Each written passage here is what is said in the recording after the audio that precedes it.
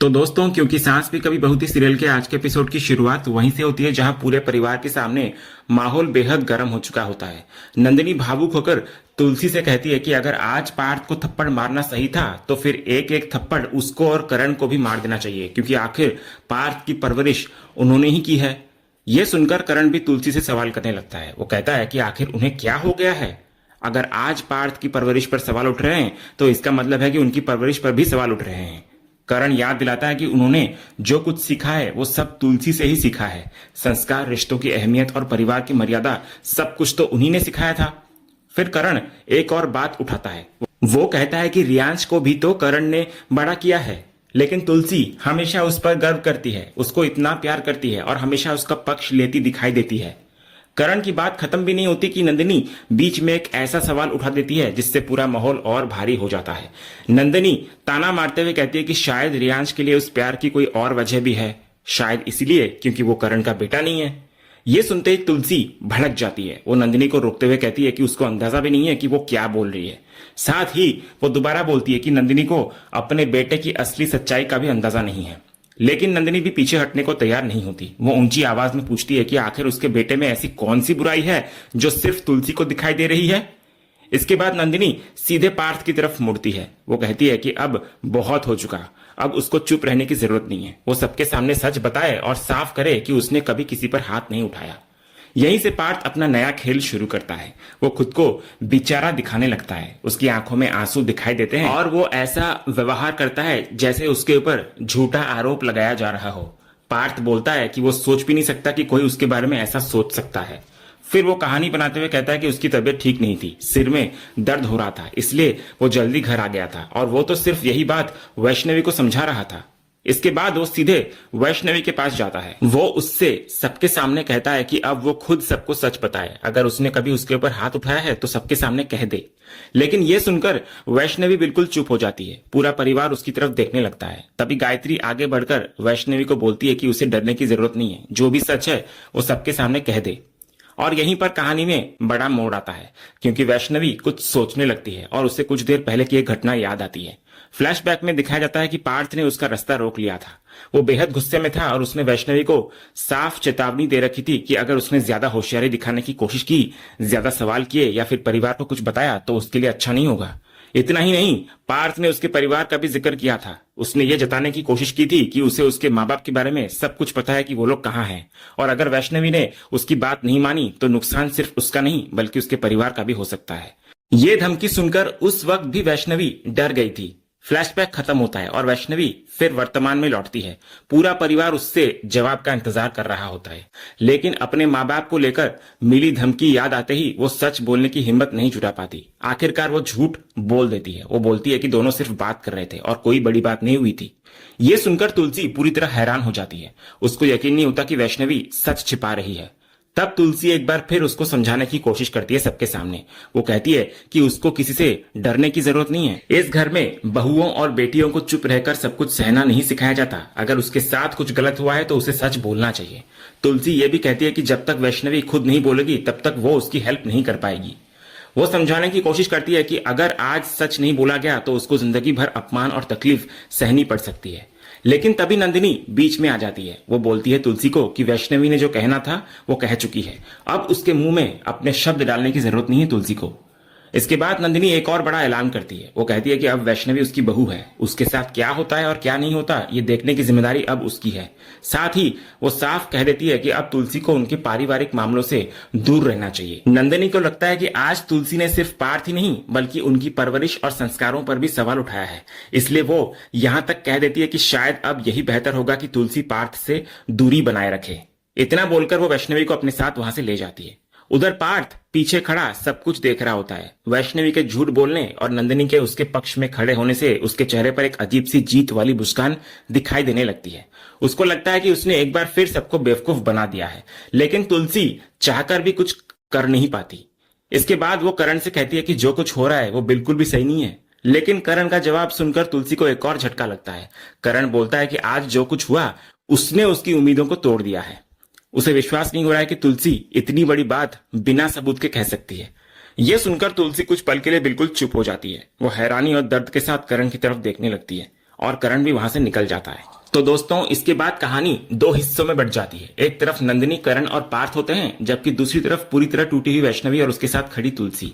सबसे पहले हम देखते हैं कि नंदिनी अभी भी तुलसी के व्यवहार से बेहद आहत होती है। वो करण से कहती है कि उसको समझ नहीं आ रहा कि आखिर माँ को हो क्या गया है। उसके मुताबिक तुलसी अब पहले वाली तुलसी नहीं रही। नंदिनी को लगता है कि उन्होंने हमेशा परिवार के लिए सब कुछ किया, लेकिन बदले में उन्हें सिर्फ ताने और आरोप मिले हैं। धीरे धीरे उसकी सारी नाराजगी एक ही नाम पर जाकर रुकती है, और वो है रियांश। नंदिनी का कहना होता है कि माँ का सारा प्यार अब रियांश के लिए निकल रहा है। उसे ऐसा महसूस होने लगता है कि रियांश को आगे कर दिया गया है और बाकी सब पीछे छूट गए हैं। उसकी नजर में हालात ऐसे बन गए हैं कि रियांश हर बात में सही दिखाई देता है और बाकी लोग गलत। यहां तक कि नंदिनी दर्द में यह तक कह देती है कि अब उसे ऐसा महसूस होने लगा है कि जैसे रियांश ही अपना है और बाकी लोग पराये हो गए हैं। उधर दूसरी तरफ वैष्णवी अपने कमरे में अकेली बैठी रो रही होती है। उसके आंसू रुकने का नाम नहीं ले रहे होते। तभी दरवाजे पर दस्तक होती है। बाहर तुलसी खड़ी होती है। जैसे ही वैष्णवी दरवाजा खोलती है और तुलसी को देखती है, उसकी आंखें फिर भर आती है। वो नजरें चुराकर अंदर चली जाती है, क्योंकि उसे पता है कि तुलसी उसके मन का दर्द पढ़ चुकी है। इसके बाद तुलसी उसके पीछे पीछे आती है और सीधे सवाल करती है कि नीचे पूरे परिवार के सामने उसने सच क्यों नहीं बोला। तो वैष्णवी टूटे हुए स्वर में कहती है कि अगर वो सच बोल देती तो बात बहुत आगे बढ़ जाती। लेकिन तुलसी तुरंत जवाब देती है कि ऐसी बातें छिपाने से खत्म नहीं होती, बल्कि और ज्यादा बढ़ जाती है। उधर दूसरी तरफ नंदिनी अभी भी करण से अपनी नाराजगी जाहिर कर रही होती है। वो कहती है कि उसे तो साफ दिखाई दे रहा है कि माँ आखिर कर क्या रही है।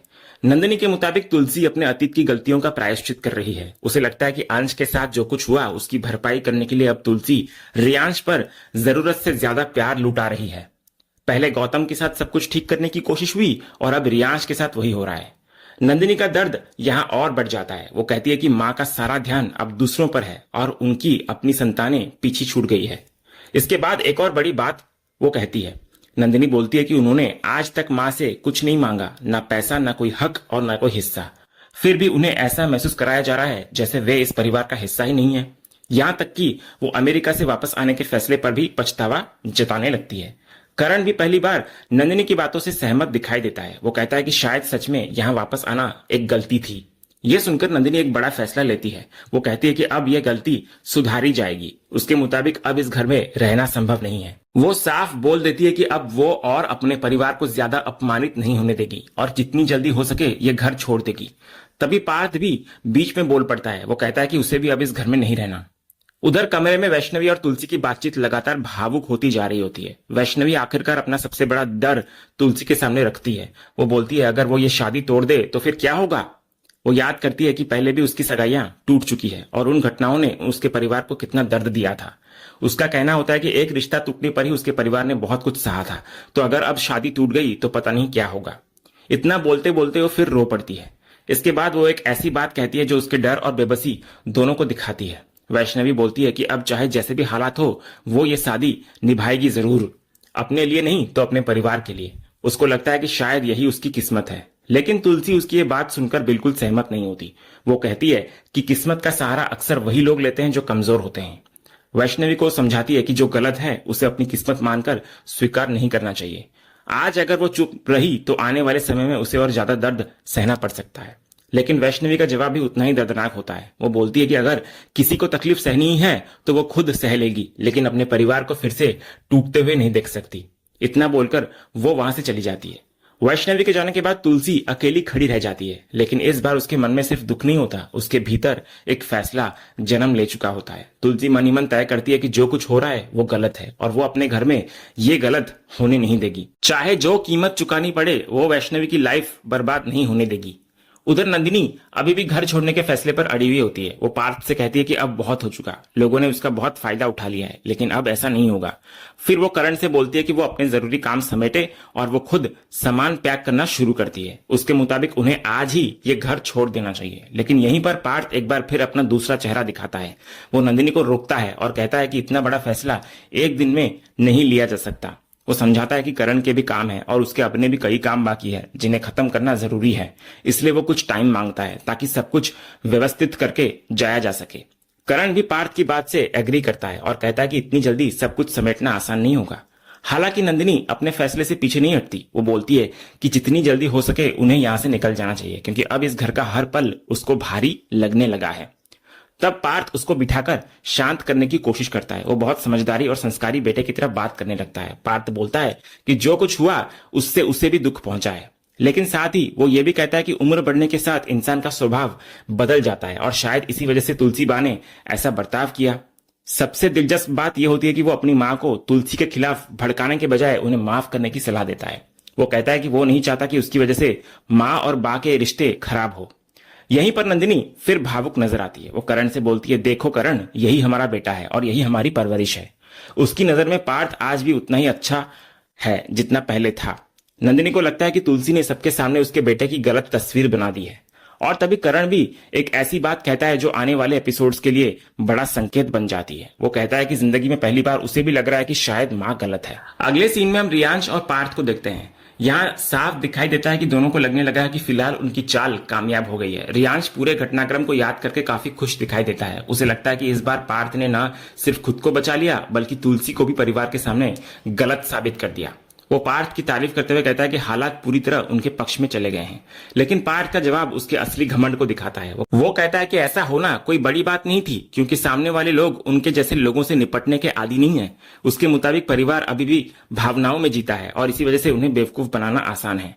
साथ ही पार्थ ये भी याद दिलाता है कि परिवार को अभी तक ये पता ही नहीं चला कि रियांश और वो मिलकर खेल खेल रहे हैं। रियांश भी इस बात पर हामी भरता है, लेकिन वो एक बात साफ कर देता है। वो कहता है कि उसने कभी खुद को अच्छा इंसान साबित करने की कोशिश नहीं की, बल्कि उसने तो शुरू से सिर्फ एक ही बात कही थी कि हवेली की डील जल्द से जल्द पूरी कर ली जाए। रियांश का मानना होता है कि आज जो कुछ हुआ उसकी उम्मीद उसे पहले से थी। इसके बाद वो सीधे मुद्दे पर आता है और पार्थ से पूछता है कि अब आगे का प्लान क्या है। तब पार्थ कहता है कि उसको तुलसी से कोई डर नहीं लगता। उसके मुताबिक तुलसी चाहे जितना विरोध कर ले, उससे उसकी योजना पर कोई फर्क नहीं पड़ने वाला। लेकिन इसके बावजूद पार्थ एक बात भी मानता है। उसको एहसास होता है कि जितनी जल्दी हो सके डील पूरी करनी होगी। उसे डर है कि अगर खरीदार ने घर में चल रहे तमाशों के बारे में सुन लिया तो वो पीछे हट सकता है। इसके बाद रियांश खुद डील फाइनल करवाने की जिम्मेदारी लेने की बात करता है। पार्थ भी हामी भरता है, लेकिन एक शर्त रखता है। वो कहता है कि डील अगले ही दिन पूरी होनी चाहिए और इस बार घर पर नहीं बल्कि डील होगी खंडाला में। इसके बाद कहानी दूसरी तरफ जाती है, जहां तुलसी सीधे गौतम के ऑफिस पहुंचती है। तुलसी उसको कहती है कि वो यहाँ सिर्फ अपने बेटे से मिलने नहीं आई बल्कि एक वकील से सलाह लेने आई है। गौतम तुरंत पूछता है कि आखिर मामला क्या है। तब तुलसी उसको पूरी बात बताती है। वो कहती है कि उसने अपनी आंखों से पार्थ को वैष्णवी पर हाथ उठाने की कोशिश करते देखा है। साथ ही पार्थ खुलेआम हवेली बेचने की बात कर रहा है, जबकि उसको पता है कि ऐसा करना कानूनी रूप से गलत है। सबसे ज्यादा डर तुलसी को इस बात का है कि पार्थ को किसी चीज का डर ही नहीं रह गया है। उधर दूसरी तरफ पार्थ और रियांश अपनी योजना को आगे बढ़ा रहे होते हैं। पार्थ कहता है कि खंडाला में उसका फार्म हाउस है और वहीं पर पूरी डील करवाई जाएगी। उसका प्लान साफ होता है। वो चाहता है कि खरीदार को सीधे वहां लाया जाए और बिना किसी रुकावट के कागजों पर साइन हो जाए। पार्थ ये भी बोलता है कि उसे अब किसी नए ड्रामे की जरूरत नहीं है। फिर वो एक और बात जोड़ता है जो उसकी सोच को और खतरनाक बना देती है। वो कहता है कि इस बार वैष्णवी को भी अपने साथ वो ले जाएगा। कारण ये नहीं कि वो उसकी परवाह करता है, बल्कि इसलिए कि वो घर पर रहकर कोई नया बवाल खड़ा न कर दे। उधर ऑफिस में तुलसी और गौतम की बातचीत जारी रहती है। तुलसी बेहद चिंतित दिखाई देती है। वो कहती है कि पार्थ इतनी आसानी से अपने माँ बाप से झूठ बोल गया। उसे अपने झूठ का कोई डर ही नहीं है, उसे कानून का भी डर नहीं है। और यही बात तुलसी को सबसे ज्यादा डरा रही होती है। उसके मन में बार बार यही सवाल उठ रहा होता है कि अगर पार्थ सबके सामने इतना आक्रामक हो सकता है तो अकेले में वैष्णवी के साथ क्या करता होगा। उसी डर की वजह से वो पुलिस में शिकायत करने का विचार भी गौतम के सामने रखती है, लेकिन गौतम बहुत व्यवहारिक जवाब देता है। वो कहता है कि शिकायत की जा सकती है, लेकिन सिर्फ उनके आरोप लगाने से कुछ नहीं होगा। जब तक वैष्णवी खुद सब सामने आकर सच नहीं बोलती और बयान नहीं देती, तब तक कानून भी ज्यादा हेल्प नहीं कर पाएगा। गौतम ये भी समझाता है कि अगर शिकायत दर्ज हो गई और बाद में वैष्णवी अपने बयान से पलट गई तो पूरा मामला कमजोर पड़ जाएगा। ये सुनकर तुलसी को सुबह वाला दृश्य याद आता है। उसको एहसास होता है कि गौतम सही कह रहा है, क्योंकि वैष्णवी ने परिवार के सामने सच बोलने का मौका होने के बावजूद चुप्पी चुन ली थी। गौतम इधर आके समझाता है कि जल्दबाजी में उठाया गया कदम घर के रिश्तों को और ज्यादा उलझा सकता है, इसलिए फिलहाल धैर्य रखना ही बेहतर होगा। उधर घर में एक और बड़ा झटका वैष्णवी का इंतजार कर रहा होता है। पार्थ तेजी से कमरे में आता है और अलमारी से एक बैग निकालकर सीधे उसकी तरफ फेंकता है। फिर वो उसको जल्दी जल्दी सामान पैक करने के लिए कहता है। इधर वैष्णवी हैरानी से उसकी तरफ देखने लगती है। वो समझ ही नहीं पाती कि अचानक क्या हो गया। तब पार्थ उसके करीब आता है। वैष्णवी सहम जाती है, क्योंकि उसको लगता है कि शायद फिर कोई नया तमाशा होने वाला है, लेकिन पार्थ ताने भरे अंदाज में उसको शांत रहने के लिए कहता है। फिर वो कहता है कि वे दोनों खंडाला जा रहे हैं और बात यहीं खत्म नहीं होती। पार्थ इस पूरी यात्रा का असली मकसद भी बता देता है। वो खुलकर कहता है कि वहीं पर हवेली की डील भी पूरी होगी। इसके बाद उसका लालच पूरी तरह सामने आता है। वो सपने देखने लगता है कि एक बार हवेली बिक जाए तो उसके पास बहुत पैसा आ जाएगा और वो अमीर बन जाएगा। फिर वो सीधा अमेरिका चला जाएगा। पार्थ आगे बोलता है कि उसके माँ बाप को फिलहाल उस पर बहुत तरस आ रहा है, इसलिए उसके लिए आगे का रास्ता और आसान हो गया है। इसके बाद वो वैष्णवी को कहता है कि अमेरिका जाने के कुछ महीनों बाद वो इस रिश्ते को भी खत्म कर देगा। फिर वो ताना मारते हुए कहता है कि उसके बाद वैष्णवी चाहे जिसकी लाइफ में जाए, चाहे जो फैसला करे, उससे उसे कोई मतलब नहीं होगा। इसके बाद कहानी घर की तरफ लौटती है, जहां गायत्री तुलसी को बताती है कि पार्थ और वैष्णवी खंडाला गए हैं। घर में सभी को यही बताया गया है कि दोनों हनीमून पर गए हैं ताकि कुछ समय साथ बिताकर उनके रिश्ते बेहतर हो जाएं।